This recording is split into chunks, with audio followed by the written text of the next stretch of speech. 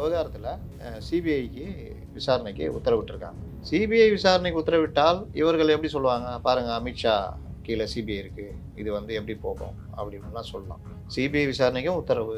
CBI விசாரணையை கண்காணிப்பதற்கு ஓய்வு பெற்ற உச்சநீதிமன்ற நீதிபதி தலைமையில் ஒரு குழு. அந்த குழுவில் 2 போலீஸ் அதிகாரிகள், ஐபிஎஸ் ஆஃபீஸர்ஸ், ஐஜி ரேங்கில் இருக்கணும். அந்த 2 பேரும் தமிழ்நாடு கேடரு, ஆனால் தமிழ்நாட்டை சேர்ந்தவராக இருக்கக்கூடாது. அப்படின்னா வேறு ஸ்டேட்டில் இருக்கிற தமிழ்நாடு கேடர். அப்படின்னா நேரடியாக உச்சநீதிமன்றம் இந்த வழக்கின் விசாரணை கண்காணிக்கும் அப்படின்றது தான். இது ஒரு நல்ல ஒரு வரவேற்க தகுந்த விஷயம். No compromise. உங்க சைடுலயும் எங்க சைடுலயும். It's a GT promise. GT Holidays, South India's #1 travel brand. உங்கள் தங்க நகையை அதிக விலைக்கு விற்கவும் மற்றும் அடகில் இருக்கும் தங்க நகையை மீட்டெடுத்து அதிக விலைக்கு விற்கவும் உடனே அணுகவும் பிரைம் கோல்ட் ஹப் 9840551787. உங்கள் லெஜண்ட் சரவணாவில் தீபாவளி பரிசாக பவனுக்கு ரூபாய் 1200 தள்ளுபடி. உச்சநீதிமன்றம் எல்லாத்தையும் பார்ப்பாங்க. செய்தித்தாள்கள், இந்த சம்பந்தமான செய்தி பதிவுகள், அரசியல் தலைவர்கள் பேட்டி, பொதுமக்கள் கருத்து, எல்லாவற்றையும் அவர்கள் வெளியில் அப்சர்வ் பண்ணுவாங்க. ப்ளஸ் இது தன்மை இப்படி இருக்கு, 41 பேர் இறந்துருக்காங்க. 2 கட்சிகளுக்கு இடையேயான ஒரு வழக்கு.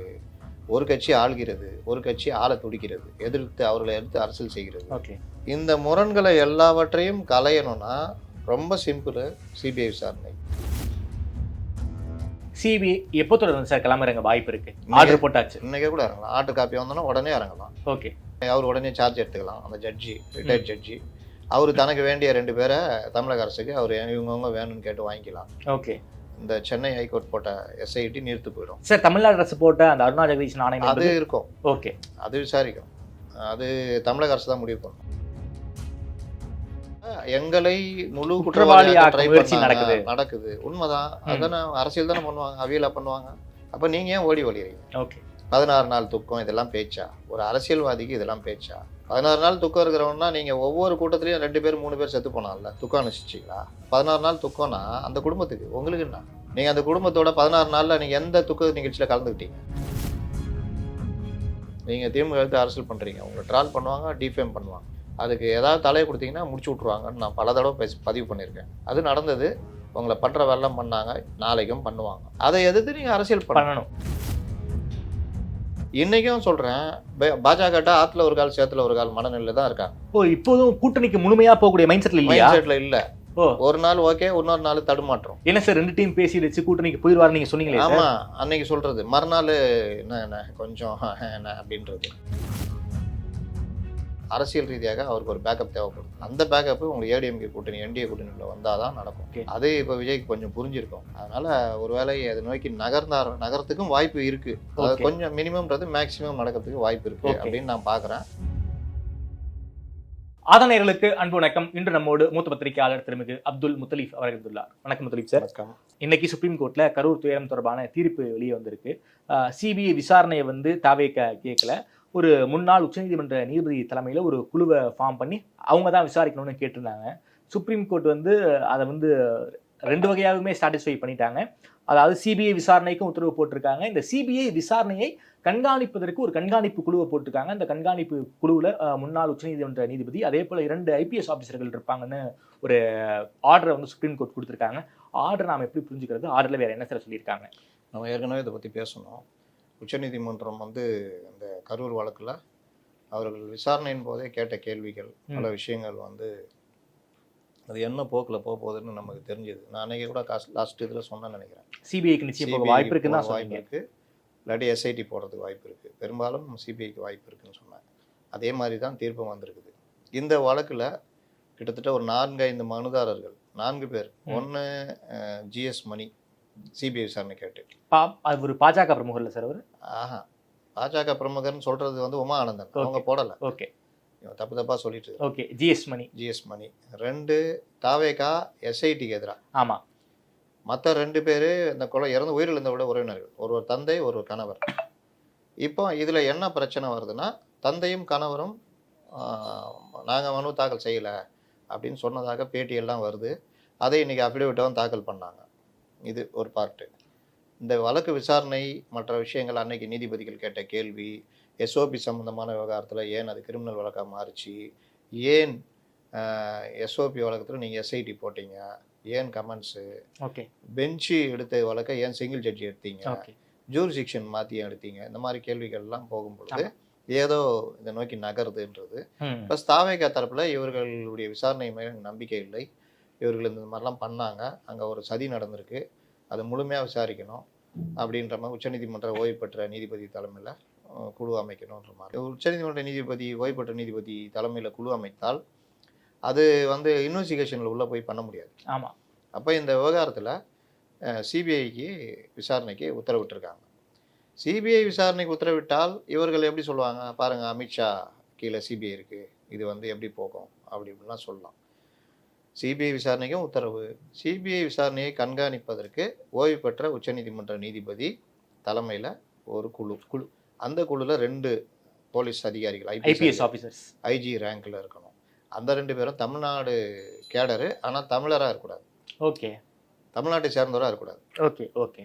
அப்படின்னா இது வேறு ஸ்டேட்டில் இருக்கிற தமிழ்நாடு கேடர். இப்போ அஸ்ராக்காருக்கும் அப்படி தான். ஆமாம். பிரேமானந்த் சின்ஹா, அப்புறம் இன்னும் எவ்வளோ பேர் இருக்காங்க, நான் தமிழ் இது. அப்போ அந்த மாதிரி ஒரு குழு, அந்த குழுக்கிட்ட ஒவ்வொரு மாதமும் விசாரணை அறிக்கையை சிபிஐ சமர்ப்பிக்கணும். அப்படின்னா நேரடியாக உச்சநீதிமன்றம் இந்த வழக்கின் விசாரணை கண்காணிக்கும் அப்படின்றது தான். இது ஒரு நல்ல ஒரு வரவேற்க தகுந்த விஷயம். ஓகே. இப்போ இவர்கள் இதற்கு பதற்றப்படவே தேவையில்லை. ஆளுகின்ற அரசோ மற்றவர்களோ அவர்கள் பக்கம் தவறு இருந்தால் பதற்றப்படலாம். தவறு முழுவதும் அவர்கள் சொல்வது போல் விஜய் தரப்பு, தாவேகா தரப்பு தவறுனா அவர்களையும் பதட்டப்படணும். அப்போ இந்த விஷயம் இதில் இன்னைக்கு இந்த வழக்கு ப்ளஸ் இதோடு சேர்ந்து அந்த தனி நீதிபதியுடைய செயல்பாடுகள், ஒரு எஸ்ஓபி சம்பந்தமான ஒரு பொதுநல வழக்கு எப்படி கிரிமினல் வழக்காக பதிவு செய்யப்பட்டது, அது சம்பந்தமாக சென்னை உயர்நீதிமன்ற பதிவாளர் விளக்கம் கொடுக்கணும். இது இல்லாமல் அவங்க என்னென்ன இது சொல்லியிருக்காங்க அப்படின்றத ஆர்டர் வந்த அப்புறம் தான் பார்க்க முடியும். எப்படி நீங்கள் அந்த மாதிரிலாம் எஸ்ஐடிலாம் போடலான்ற மாதிரிலாம் கேட்டிருக்காங்க. ஓகே. அதெல்லாம் வந்து குறிப்பாக தமிழ்நாடு அரசு நியமித்த அந்த ஒரு நபர் கமிஷனே நீங்க வந்து புறந்தள்ளிட்டீங்கிற ஒரு வாதத்தையும் சுப்ரீம் கோர்ட் வச்சிருக்காங்க போல இருக்கே சார். ஆமாம், அது பேரலல் பாடி தானே இது. ஆமாம், நம்ம ஏற்கனவே சொன்னோம்ல, 2 இதுவும் விசாரிச்சா முரண் வந்தால் என்ன பண்ணுவாங்க, ஒருத்தர் ஓகே, ஒருத்தருக்கு அரசு மேலே, ஒருத்தர் விஜய் மேலேனா என்ன பண்ணுவீங்க? ஓகே. இதெல்லாம் வந்து எப்படி இதெல்லாம் நடந்ததுன்றது தான் வரம்பு மீறிய ஒரு விஷயம். குறிப்பாக இந்த சிபிஐ விசாரணைக்கு இன்னொரு முக்கியமான காரணமாக அவங்க ஜட்மெண்ட்லேயே கோட் பண்ணுறாங்க. முழுசான ஜட்மெண்ட் இருந்தால் தான் நமக்கு தெரியும். தனி நீதிபதி எடுத்த முடிவின் காரணமாக கூட சிபிஐ விசாரணைக்கு உத்தரவிட்டுருக்கலாங்கிற ஒரு இன்டர்பிரேஷன் மாதிரி ஒரு பார்வை இருக்கு. அதை நம்ம ஏற்றுக்க முடியுமா சார்? அது அப்படிலாம் பார்க்க முடியாது. அவர்கள் நீதிமன்ற நடைமுறையை வந்து அவர்கள் தான் தலைமை.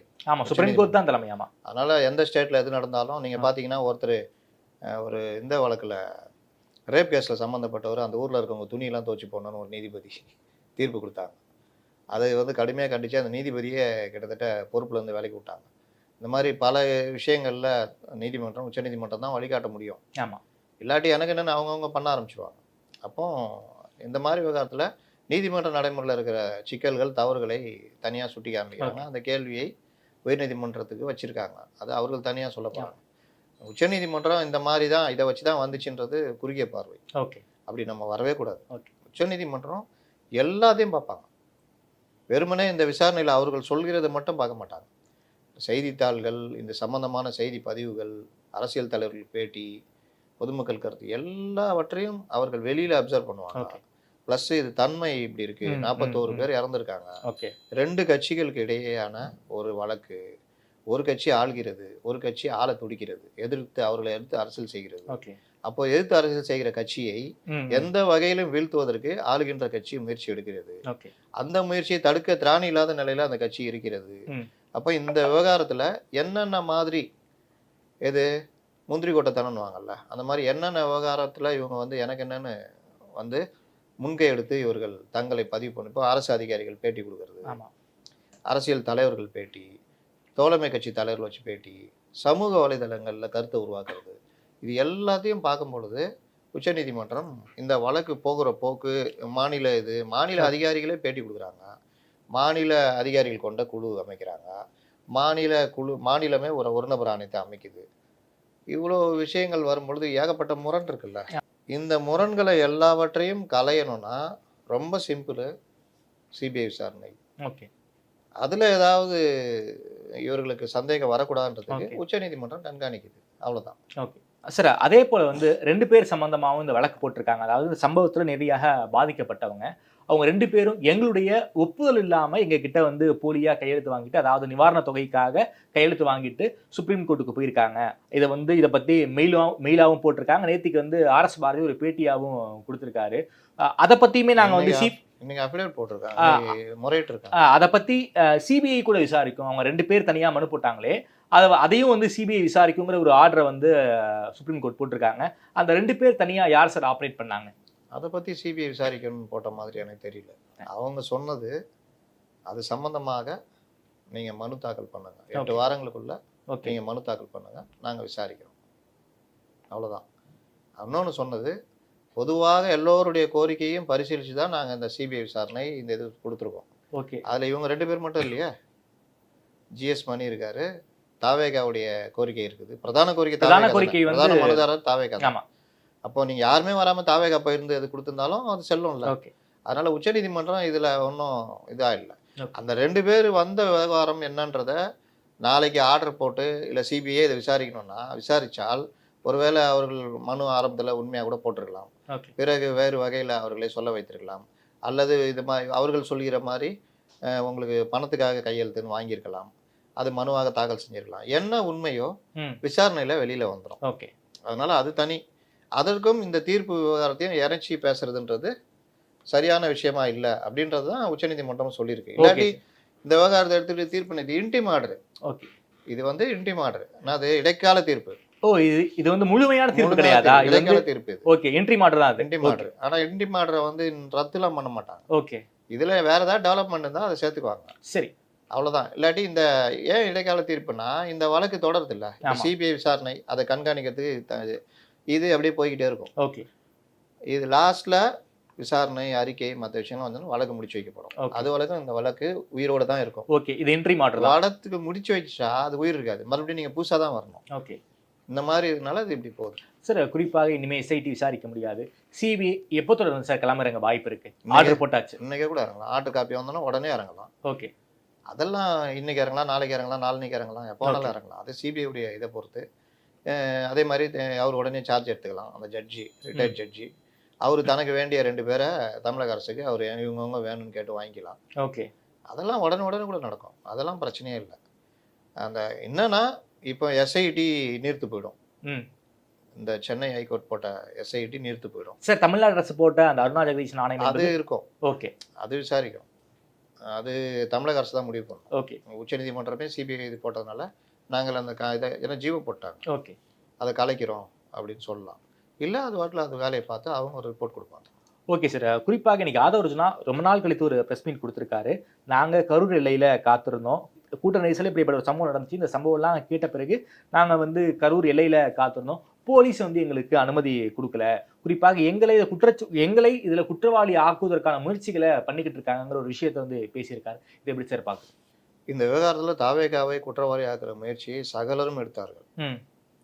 ஒரு விஷயம் அவர் சொல்றது 3 to 10 எங்கள் டைமு, நாங்கள் 7 மணிக்கு வந்தோம் அப்படின்னு சொல்றாரு. ஆமாம், அது ஏற்கப்படக்கூடிய நியாயமான கருத்து. ஆனால் 12 மணி ஏன் போட்டிங்கன்ற கேள்வியும் வருது இல்லை. 3 to 7 மணிக்கு வர்றீங்க, ரைட்டு, 12 மணிக்கு நாங்கள் வருவோம்னு ஏன் போட்டிங்க? முதல் நாள் ப்ரெஸ் மீட் நம்பி தானே 7 மணிலேருந்து காத்து கிடந்தாங்க. இது வந்து நியாயமான கேள்வி தானே. 4 மணிக்கு மேலே ஒரு கூட்டம் ஏறுது இல்லை உள்ளக, நீங்கள் வேற ஒரு கூட்டத்தை கூப்பிட்டு வர்றீங்க. அப்போ இந்த மாதிரி விவகாரங்களுக்கு தார்மீக பொறுப்பு இருப்பது அவர்களுக்கும் இருக்கு. நம்ம திரும்ப ஒரு விஷயத்தை பதிவு பண்ணோம். ரோட் ஷோ பண்ணுறீங்க, நேரம் கழிச்சு வர்றீங்க, நீங்கள் கூட்டத்தில் பரப்புரையை விட இதில் தான் அதிக கவனம் செலுத்துறீங்க. ரோட் ஷோ பண்ணுறதுல இது ரொம்ப சிக்கல். இதனால உங்களுக்கு பரப்புரை நேரமும் கெட்டு போகுது. ஜெயலலிதாலாம் அப்படி பண்ணலை. ஹெலிபேட் வச்சு ஹெலிகாப்டர்லேருந்து இறங்கிட்டு பட்டுன்னு வந்துருவாங்க, பேசிட்டு இன்னொரு மாதிரி ஒன்றால் 5 கூட்டம் கூட அட்டன் பண்ணிருக்காங்க. அது பொதுக்கூட்டம். அது ஆமாம், பரப்புரை என்னன்னா பொதுக்கூட்டம் என்ன, பரப்புரையே பொதுக்கூட்டமாக மாத்தினா பரப்புரை தானேங்க. பரப்புரை தான் பொதுக்கூட்டமாக மாற்றி பண்ணிட்டாங்க. நீங்கள் என்ன ஏன் வண்டியை வச்சு சுற்றின்னு இருக்கீங்க? வண்டியை வச்சு சுற்றுறீங்கன்னா அதுக்கேற்ற மாதிரி வாங்க. உங்களுக்கு தான் வந்தாலே ஸ்தம்பிக்குது இல்லை, அப்புறம் எது வண்டி வச்சு சுற்றுறீங்க? ஓகே, நீங்கள் வந்து மக்கள்கிட்ட தானே பிரச்சாரம் தானே பண்ண போகிறீங்க. அது எந்த வடிவமாக இருந்தான்னா இன்னைக்கு 2 பாயிண்ட் பேசுகிறீங்க, 5 பாயிண்ட் பேசுனீங்கன்னா லாபம் தானே. அப்போ 5 பாயிண்ட்டுக்கு இன்றைக்கி இருக்கிற நவீன வசதியில் வெளியே இது திருச்சியில் இறங்கலாம். இப்போ எதுக்கு கரூருக்கு ஏன் திருச்சியிலேருந்து வந்தார்? சேலத்துலேருந்து போயிருக்கலாம், நாமக்கல்லுக்கும் இதுக்கும். அப்போ இவர்கள்ட்ட ஒரு திட்டமிடல் இல்லைன்னு தெரியுதா? திட்டமிடலை தாண்டி இப்படி தான் நம்ம பண்ணணுன்ற ஒரு இது இருக்குல்ல, அதெல்லாம் இவர்கள்ட்ட இருக்கிற மைனஸ். ஓகே அதுக்காக இவர்கள் பரமயோகியர்கள் நாங்கள் அதெல்லாம்ன்றதெல்லாம் சொல்ல முடியாது. ஓகே இன்னைக்கு காலம் மாற மாற மற்றவர்களும் அப்படியே மாற்றிக்குவாங்க. அப்படி நம்ம இல்லை, எல்லா காலத்துலேயும் ஒரே இதுதான். ஓகே நீங்கள் பரப்புரை பண்ணுறதை முறையாக பண்ணியிருந்தீங்கன்னா இந்த பிரச்சனை வராது. ம் ம் ம். ரெண்டாவது, காவல்துறைக்கும் உளவுத்துறைக்கும் மற்றவர்களுக்கும் இதில் பொறுப்பு இருக்குது. இது விசாரணையில் அவர்கள் தரப்பில் சொல்லுவாங்க, பண்ணுவாங்க. இப்போ இவர் சொல்றதுல எங்களை முழு குற்றவாளியாக ட்ரை முயற்சி பண்ணாங்க, நடக்குது, உண்மைதான். அதானே அரசியல் தானே பண்ணுவாங்க, அவியலா பண்ணுவாங்க, அந்த வேலைலாம் பண்ண தான் செய்வாங்க. அப்போ நீங்கள் ஏன் ஓடி ஒளிறீங்க? ஓகே 16 நாள் துக்கம் இதெல்லாம் பேச்சா? ஒரு அரசியல்வாதிக்கு இதெல்லாம் பேச்சா? 16 நாள் துக்கம் இருக்கிறவன்னா நீங்கள் ஒவ்வொரு கூட்டத்திலையும் 2 பேர் 3 பேர் செத்து போனாங்கல்ல, துக்கம் அனுஷ்டிச்சிங்களா? இல்லை அவர்கள் இரங்கல் தெரிவிச்சிங்களா? இல்ல குறிப்பாக கொடியை வந்து அரக்கம்பத்துல கூட பறக்கவில்லைங்கிற குற்றச்சாட்டை கூட வைக்கிறாங்க சார். துக்கத்தில் இருக்கீங்கன்னா தானேங்க, எதாவது வளரக்கூடாதுங்க. ரெண்டாவது, 16 நாள் துக்கம்னா அந்த குடும்பத்துக்கு, உங்களுக்கு என்ன? நீங்கள் அந்த குடும்பத்தோட 16 நாளில் நீங்கள் எந்த துக்க நிகழ்ச்சியில் கலந்துக்கிட்டீங்க? குறைந்தபட்சம் மாவட்ட செயலர் கூட்டத்தில் ஒரு படத்திறப்பாக நடத்திருக்கீங்களா? இன்னைக்கு நீங்கள் மாட்டிக்கிட்டீங்கன்னு இவ்வளோ பேசுகிறீங்க. ஓகே இதற்கு முன்னாடி கிட்டத்தட்ட ஒரு 10 பேர்கிட்ட இறந்துருப்பாங்க. மதுரை மாநாட்டிலேருந்து விக்கிரவாண்டியிலேருந்து எல்லாரும் உங்கள் கட்சி நிர்வாகிகள் அல்லது பொதுமக்கள் யாரோ ஒருத்தர். இல்ல மாவட்ட செயலாளர் ஒருத்தர் இருந்தாரு, அவருக்கே வந்து படத்திறப்பு பண்ணலைங்கிற குற்றச்சாட்டு உள்ளுக்குள்ள இருக்கு சார், கட்சிக்குள்ள இருக்கு. நானே பல தடவை வச்சிருக்கேன். சஜியே நீங்கள் இன்னை வரைக்கும் அந்த ஃபேமிலியை கண்டுக்கலன்னு. அதுக்கு முன்னாடி விக்கிரவாண்டி மாநாட்டில் 2 மாவட்ட நிர்வாகிகள் இறந்து போனாங்க கார் ஆக்சிடெண்ட்டில். இது இல்லாமல் பலர் இறந்து போனாங்க. மதுரை மாநாட்டில் 2-3 பேர் இறந்து போனாங்க. அவர்களுக்கெல்லாம் நிதி கொடுத்தீங்களா? கொடுக்கலல்ல. குறைந்தபட்ச நிதி கொடுத்தீங்களா? இரங்கல் தெரிவிச்சிங்களா? அந்த ஃபேமிலி போய் பார்த்தீங்களா? அந்த ஃபேமிலியை கூப்பிட்டு விஜய் பேசினாரா? ஏதாவது பண்ணியிருக்காரா? சஜி 25 வருஷம் அவங்களோட ட்ராவல் பண்ணவர், 25-30 வருஷத்துக்கு மேலே ட்ராவல் பண்ணவர். மன்றம் ப்ளஸ் கட்சி. அவருக்கு என்ன பண்ணீங்க? ஒரு நிர்வாகி தானே அவர் படத்தை திறந்து வச்சிங்களா? அப்போ உங்கள்கிட்ட இந்த நடைமுறையே கிடையாது. ஆனால் நீங்கள் சொல்கிறீங்க 16 நாள் துக்கம்னு. இதெல்லாம் போலித்தனம் தெரியுதா? 16 நாள் துக்கம் இருக்கிற எதுக்கு டேராடூன் போனார்? டெல்லிக்கு போனீங்க உச்சநீதி பண்ணுற வழக்கு, டேராடூனுக்குலாம் எதுக்கு போனீங்க? 16 நாள் துக்கன்றதுனால எந்த நிகழ்ச்சி நீங்கள் பண்ணவே இல்லையா? பண்ணீங்கல்ல. அதனால் இதெல்லாமே ஏற்றுக்கொள்ள முடியாத வாதங்கள். நீங்கள் போக முடியலன்னா அவங்க மாவட்ட நிர்வாகிகள் அமைச்சிங்களா? மதியழகன் அரெஸ்ட் ஆகிருக்காரு, அவர் ஃபேமிலி அந்த அம்மா அழுகுது. அவங்களுக்கு தைரியம் ஊட்டுறதுக்கு என்ன வேலை செஞ்சீங்க? டெய்லி ஒரு 3-4 மாவட்ட செயலர் அவங்க வீட்டில் போய் பார்த்து பழம் அது இதுன்னு இது பண்ணி நாங்கள் பார்த்துக்குறோங்க, அவரை போய் பார்க்குறாங்க, அவரை போய் பார்த்து பழம், உணவுப் பொருட்கள், புத்தகங்கள் கொடுக்கறது ஒரு மோரல் சப்போர்ட். குறிப்பாக இந்த எமர்ஜென்சி காலத்தில் திமுக கலைஞரே அவங்க கைதான மாட்டு செயலாளர்கள் வீட்டு தொண்டர்கள் வீட்டுக்கெல்லாம் போனதெல்லாம் வரலாறு சார். அதான் சொல்கிறேன், அதுதான் தலைவன். படத்தரப்பு பாருங்க, சிஎம் தான் திறந்து வைப்பார். ஆமாம், ஏன் இல்லை வீட்டில் முன்னாடியே படம் திறந்திருந்தாலும் அந்த மாவட்டத்துக்கு சிஎம் போனார்னா பாதிக்கப்பட்டவங்க வீட்டுக்கு போவார், சிஎம் போவார். ஆமாம், ஏடிஎம்கேலையும் அது உண்டு. ஆமாம். அப்போ நீங்கள் 2 கட்சி தானே ஃபாலோ பண்ணுறீங்க. அதெல்லாம் விட்டுருங்க. ஒரு மனிதத்தன்மை வேணாமா? இதுதான் இவர்கள்ட்ட இருக்க பிரச்சனை. இன்றைக்கி அவர் பேசுகிறார், ரைட்டு. அது அவர் பேசுனது நீங்கள் 100% நான் ஏற்றுக்குவேன். ஏன்னா ஒரு கட்சியை எந்த அளவுக்கு அவமானப்படுத்த முடியுமோ, எந்த அளவுக்கு டிஃபேம் பண்ண முடியுமோ நான் பல தடவை பதிவு பண்ணியிருக்கேன். நீங்கள் திமுக எடுத்து அரசியல் பண்ணுறீங்க, உங்களை ட்ரால் பண்ணுவாங்க, டிஃபேம் பண்ணுவாங்க, அதுக்கு ஏதாவது தலையை கொடுத்தீங்கன்னா முடிச்சு விட்ருவாங்கன்னு நான் பல தடவை பதிவு பண்ணியிருக்கேன். அது நடந்தது. உங்களை பண்ணுற வேலைலாம் பண்ணாங்க, நாளைக்கும் பண்ணுவாங்க. அதை எதிர்த்து நீங்கள் அரசியல் பண்ணணும். இன்றைக்கும் சொல்கிறேன், பாஜக ஆற்றுல ஒரு கால் சேத்துல ஒரு கால் மனநிலையில் தான் இருக்காங்க. இப்போதும் கூட்டணிக்கு முழுமையாக போகக்கூடிய மைண்ட் செட்டில் இல்லை. ஒரு நாள் ஓகே, இன்னொரு நாள் தடுமாற்றம். என்ன சார் 2 டீம் பேசி வச்சு கூட்டணிக்கு போயிடுவாரு நீங்க சொன்னீங்களே? ஆமா, அன்னைக்கு சொல்றது மறுநாள் என்ன கொஞ்சம் என்ன அப்படின்றது. இப்போ மண்டைய கழுவுறதுக்கு ஏற்ற மாதிரி முடிவு எடுக்கிறதுலாம் அரசியல்வாதிக்கு அழகு இல்லை. அரசியல்வாதி பட்டுன்னு முடிவு எடுக்கணும். இதுதான் யதார்த்தம். என்ன அது இவர் பெரிய ஸ்ட்ராட்டஜிஸ்ட்னு சொல்லிக்கிறாரு. ஜான் ஆரோக்கியசாமி ஸ்ட்ராட்டஜிஸ்ட்டை பற்றி பேசும்போது ஏன் ஜானை பற்றி பேசுறீங்க? அதை அவங்க நம்பிக்கிட்டு எதை வச்சுக்கிட்டு இருக்கிறாங்க. நான் சொல்கிறது ஆதவர்ஜுனா. ஓகே சரி, ஜானியை சேர்த்துக்குங்க. இவங்க 2 பேரும் கலை யதார்த்தம் தெரிஞ்சவங்க தானே ஸ்ட்ராட்டஜிஸ்டாக இருக்க முடியும். ஆமாம், கலை யதார்த்தம் என்ன? குழந்தைய கேட்டால் கூட சொல்லும். இவர்கள் தனியாக நின்னா இந்த பிரச்சனைக்கே இப்படி ஓடி போயிட்ட பூச்சியெல்லாம் இன்ன வரைக்கும் எங்கே இருக்காருன்னு தெரியல. இந்த பிரச்சனைக்கே தடுமாறுற இவங்க தேர்தல்ன்ற பெரிய எக்ஸாமை எப்படி எழுத போகிறாங்க? ஓகே, அப்போ கூட சேர்ந்து ஏடிஎம் கூட ஏதோ பேசிட்டீங்க. ஊரே இப்போ உங்களை வெறுக்கலை, போனால் தான் ஏன் கரெக்டு, போனால் தான் ஜெயிச்சிருவாங்க அப்படின்ற அளவுக்கு பாசிட்டிவாக வந்துட்டாங்க. அப்போ இது எல்லா விஷயத்தையும் தெரிஞ்சுக்கிறவன் தான் ஒரு ஸ்ட்ராட்டஜிஸ்ட். சார் கரெக்டு சார், நம்முடைய இதை உரிமை விட்டு கொடுக்காம நம்மளால் அவங்களுக்கு தேவை, அவங்க தேவை நமக்கு தேவை. அப்போ அந்த டிமாண்டை மெயின்டைன் பண்ணுவோம் சார். டெப்டி சிஎம் கேட்போம், அப்படி இல்லாட்டி கூடுதல் தொகுதியை வாங்குவோம். அப்படி வாங்கி நின்றுனா எதிர்கட்சி தலைவராக நம்ம உட்காரலாம் சார். நமக்கு உடனடியாக ஒரு 40-45 எம்எல்ஏ வாய்ப்பு இருக்குது. அதை நம்ம பயன்படுத்திக்கணும். ரெண்டாவது எம்பி சீட்டுக்கையும் இதை நம்ம வந்து இதை கொண்டு போகலாம். அப்படியே ஒன்ஸ் போயிட்டோம், ஆமா. எம்பியும் கடத்தலாம். ஒரு 5 எம்பி 6 எம்பி வாங்கிட்டோம்னா நம்ம டெல்லியிலையும் நம்ம பாலிடிக்ஸ் ஸ்ட்ராங் ஆகிடும். ப்ளஸ் 50 எம்எல்ஏ வந்தால் ராஜ்யசபா 2 கூட வாங்கலாம். ஆமா. அட்லீஸ்ட் 1 கிடைக்கும். அப்போ இந்த ஒன்று அவங்கள வச்சே வாங்கிக்கலாம், ஒன்று எம்எல்ஏக்களை வச்சு வாங்கிக்கலாம். அப்போ இது எல்லாமே நமக்கு சாதகமாக அமையுது. என்ன இவங்க பேசுவாங்க, அதுக்கு பதில் சொல்லிட்டு போகலாம். கருணாநிதி தாங்கிறாரு வாத்தியார். நான் இவங்க வாத்தியார் தான் கருணாநிதி தானே. எல்லாத்துக்கும் அவர் விட எழுதி வச்சுட்டு போய்க்கிறார்ல. அந்த புக்கை திறந்தீங்கன்னா போதும்.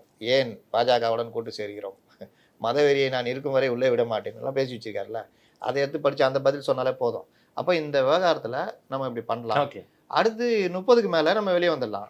இவங்க யாருமே சரியில்லை, மதவெறியை நான் பார்த்தேன், இது சரியில்லை, நான் இருக்கும் வரை விட மாட்டேன், காங்கிரஸ்னா வரீங்களா, தோ வரம்பா அப்படின்னு வந்துருவாங்க. ஏன்னா பெரிய கட்சி ஆகிட்டு இருக்கோம். ஆமாம். சேர்த்துக்கிட்டு நின்னீங்கன்னா டிஎம்கே வீக் ஆகிடும். காங்கிரஸ் மற்ற திரும்ப ஓரமாக நிற்பார். ஆனால் வாங்கினேன் ஒன்றும் பேசினாலும் மனசில் வச்சுக்க மாட்டான், வாங்கினேன்னா எல்லாம் வந்துடுவாங்க. வந்தோடனே சேர்த்துக்கிட்டு நின்னீங்கன்னா டிஎம்கே 3வது கட்சியாக போயிடும். நீங்களும் ஆளுகின்ற கட்சிக்கு தான் போட்டின்னு வரும். அன்றைக்கி அவங்க ஆன்டி இன்கம்பன்சி அதெல்லாம் வைக்கும்போது விஜயுடைய இதெல்லாம் வச்சு நீங்கள் ஆட்சியே பிடிக்கலாம், ஒழுங்காக அரசியல் பண்ணலாம். இதெல்லாம் இது வந்து 31க்கான ஃபார்முலா. 31க்கான ஃபார்முலா. இது வந்து ஜானுக்கு தெரியுமா சார்? சார் நீங்கள் இவ்வளோ வந்து மூச்சு அடக்கி பேசுகிறீங்க, ஜானுக்கெல்லாம் அந்த மைண்ட் செட்டில் இருக்காரா? விடுங்க. அதனால தாங்க முட்டு சந்து காரணம் என்ன தான் சார். குறிப்பாக அந்த சிபிஐ விசாரணைக்கு ஒரு டைம் ஃப்ரேம் ஒன்றும் நிர்ணயம் பண்ணல. விசாரிச்சு எவ்வளோ சீக்கிரமா சார் அறிக்கை தாக்கல் பண்ண வாய்ப்பு இருக்கு உங்களுக்கு? சிபிஐ ரொம்ப டெப்த்தாக தான் போவாங்க. அதனால உடனேலாம் முடியாது. ஓகே. 1 வருஷம் 1.5 வருஷம் கூட ஆகலாம், 2 வருஷம் கூட ஆகலாம். என்ன சார் சொல்றீங்க? ஆமா. அண்ணா யூனிவர்சிட்டி வழக்கில் வந்து ஒரு தமிழ்நாடு போலீஸ் ஒரு 3 மாசத்தை விசாரிச்சாங்க, எஸ்ஐடி போட்டு. ஒன்றுங்க, அதுலேயே அவ்வளோ சந்தேகம் சொல்கிறாங்க. யார் அந்த சார் மட்டும்தானா, வேற ஆள் இல்லையா, நான் வந்தால் இன்னும் யார் யார் இருக்காங்களோ எல்லாரையும் பிடிச்சி உள்ளே போடுவேன்னு எடப்பாடியார் பேசியிருக்காரு. அதனால் அதை விட்டுருங்க. ஓகே. சிபிஐ விசாரணைன்றது முழுமையாக ஒவ்வொரு இதுவும் போவாங்க. இந்த உச்சநீதிமன்றம் இவர்கள் கொஞ்சம் நிவாரணம் கேட்கலாம், உடனே முடிக்க சொல்லுங்கன்னு சொன்னால். ஓகே. அப்போ அந்த தனி நீதிபதி ப்ரெஷர் கொடுக்கலாம். ஓகே. அதனால ஒரு 6 மாசத்துல கூட முடிக்கிறதுக்கு வாய்ப்பு. அதையும் தாண்டி பொலிட்டிக்கலா என்ன சார் நடக்க வாய்ப்பு இருக்கு? இப்போ வந்து ஆற்றல் ஒரு எனக்கு தெரிஞ்சு நான் ஏற்கனவே சொன்னேன்ல, என்டிஏ கூட்டணியில் போக வாய்ப்பு இருக்குன்னு சொன்னீங்க. நீங்கள் இப்போ அந்த சிபிஐ விசாரணை மற்ற விஷயங்கள் பார்க்கும்போது இன்னைக்கு விஜய் கொஞ்சம் புரிஞ்சிட்டு இருப்பார். நம்ம 1 ஸ்டெப் எடுத்து வச்சா நமக்கு எந்த அளவுக்கு ஒரு பாதுகாப்பு கிடைக்குது. ஓகே. என்னதான் உச்சநீதிமன்றம் சிபிஐ விசாரணைக்கு உத்தரவிட்டாலும், உச்சநீதிமன்ற கண்காணிப்பில் இது இருந்தாலும், இது அவர்களுக்கு ஒரு வகையான சட்ட பாதுகாப்பு.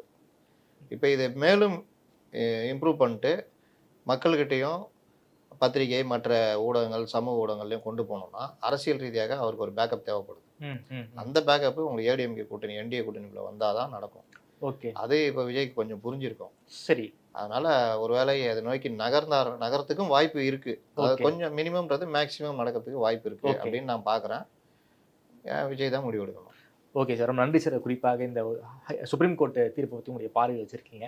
ஆர்டர் வந்த பிறகு நம்ம விரிவாக பேசினா தற்போது விஜய் ஒரு ஆசிலேஷனில் இருக்காருங்க ஒரு அரசியலான பார்வையை நீங்கள் வச்சிருக்கீங்க. நேரம் கொடுத்து பேசி நன்றி முத்துலிஃப் சார்.